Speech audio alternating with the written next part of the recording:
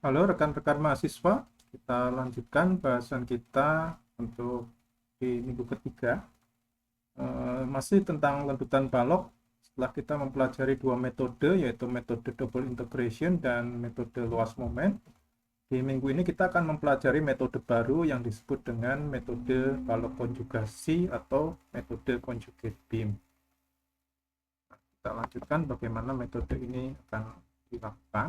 Nah, metode balok konjugasi atau conjugate beam ini asal-usulnya dikembangkan oleh Muller-Breslau tahun 1865. Jadi sudah cukup tua ilmu ini. Nah, metode ini hampir sama dengan metode luas momen yang telah kita bahas sebelumnya. Nah, balok konjugasi sebetulnya adalah balok fiktif. Ada istilah di sini balok fiktif. Nah, bagaimana nanti merubah balok asli, balok realnya menjadi balok fiktif, akan kita pelajari. Jadi balok konjugasi itu adalah balok fiktif yang memiliki panjang sama dengan balok nyata atau balok realnya. Kemudian diberi beban berupa beban momen diagram M per I. Jadi dari balok asli berupa beban asli, beban terpusat atau beban segitiga, beban merata, itu dirubah menjadi suatu balok fiktif dengan loadnya, bebannya dirubah menjadi diagram M per I. Artinya apa? Sama seperti metode luas momen, maka untuk metode balok konjugasi ini juga kita harus bisa menggambarkan diagram M per I-nya. M per I diagram nanti akan berubah menjadi beban pada balok fiktif.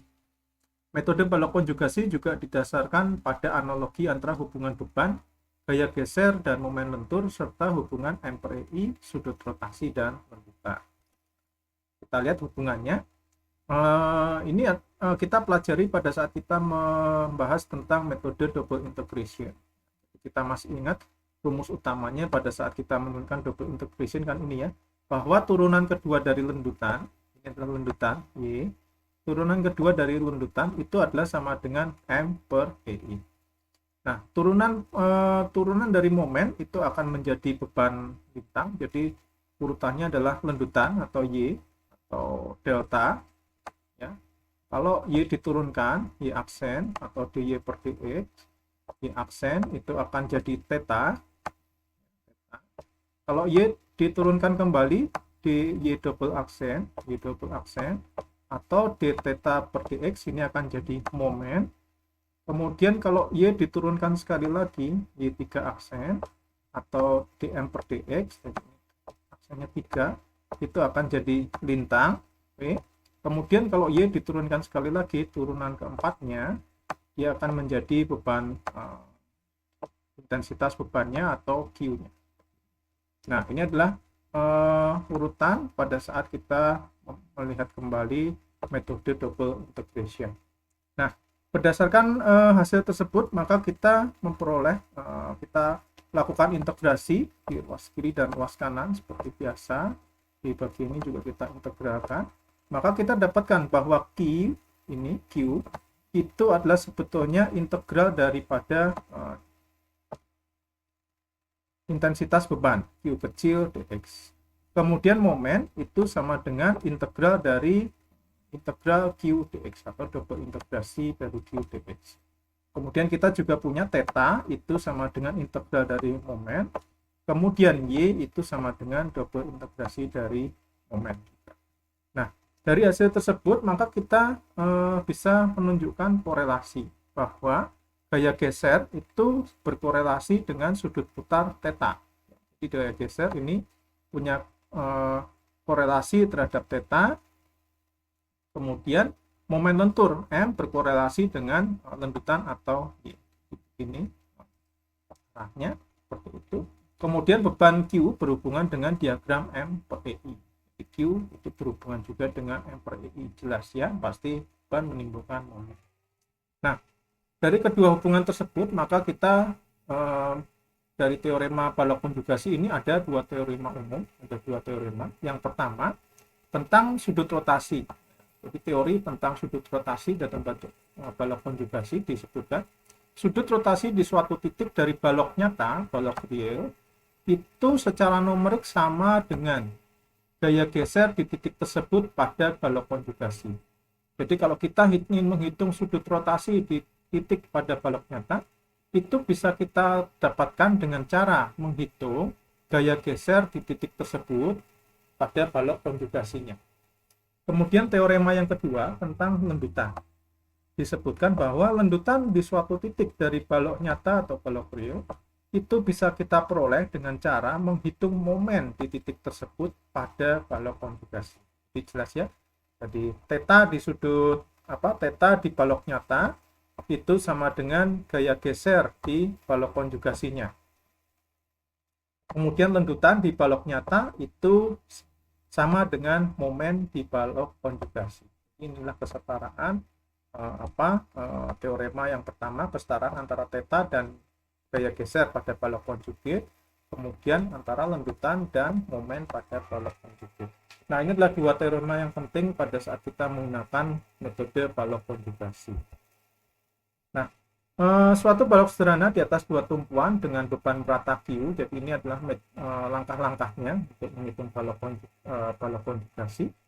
Ini harus ditransformasi dulu menjadi balok konjugasinya. Jadi ini balok real, ini harus ditransfer dulu menjadi balok konjugasi. Yang ditransfer apa? Umumnya yang ditransfer adalah jenis tumpuan. Oke, contoh kalau ada ketentuannya nanti kita bahas. Tumpuan sendi di balok real itu akan jadi sendi pula di balok real. Tumpuan roll di ujung, ya, sendi di ujung ataupun roll di ujung, keduanya nggak berubah, tetap sama. Ya.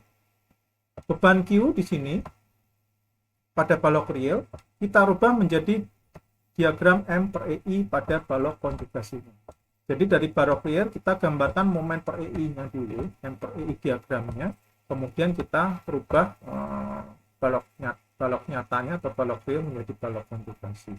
Nah, ada persyaratan apabila diagram M per EI pada balok nyata atau balok real bernilai positif, maka pada balok konjugasinya bebannya menjadi ke arah atas. Jadi kalau momen positif, M-nya positif, maka pada balok konjugasi dia akan menjadi beban yang ke atas begini. Kalau momen negatif, sebaliknya momen negatif, maka pada balok konjugasinya dia akan arahnya ke bawah. Ya. Nah, bagaimana melakukan transformasi dari balok nyata menjadi balok konjugasi? Nah, itu ada tabel pedomannya seperti ini. Contoh, pada balok nyata di kolom sebelah kiri, kemudian kolom sebelah kanan adalah balok konjugasinya di sini. Contoh, sendi di ujung, ya, sendi di ujung akan menjadi sendi di ujung pula pada balok konjugasi. Roll di ujung, ya, di ujung artinya dia udah paling luar di sini, bukan di tengah-tengah bentang balok, menjadi roll juga di ujung pada balok konjugasi. Ini yang berubah. Jepit di ujung, ini jepit, maka akan menjadi tumpuan bebas, jepitnya akan hilang, ya. Demikian sebaliknya kalau tumpuan bebas, di sini tumpuannya bebas, dia free, tidak ada tumpuan, maka di balok konjugasi dia akan menjadi tumpuan jepit. Sendi di bagian dalam, di antara batang ada di antara balok itu ada sendi di tengah-tengahnya, ini, ya, maka pada balok konjugasinya dia akan menjadi inner ring atau sendi dalam. Roll di tengah-tengah balok dia akan juga menjadi inner ring juga di balok konjugasi. Kemudian sebaliknya, kalau ada sendi dalam di balok konjugasi, maka dia akan menjadi roll di bagian balok konjugasi. Sendi dalam di balok real akan menjadi roll di balok konjugasi. Nah, contoh bagaimana menerapkan tabel ini, ya. Contoh kita punya yang pertama ini simple beam sendi roll. Kita lihat sendi di ujung,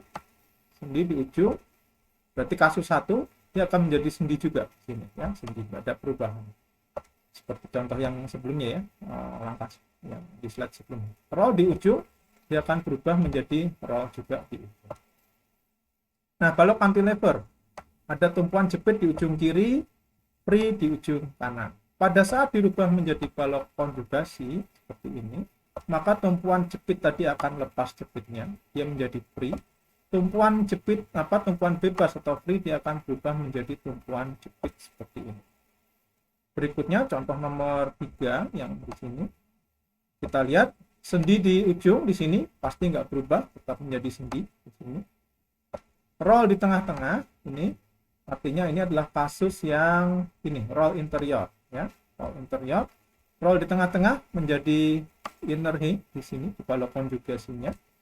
Tumpuan bebas maka dia akan menjadi tumpuan jepit. Ini cara merubah balok real ke balok konjugasi.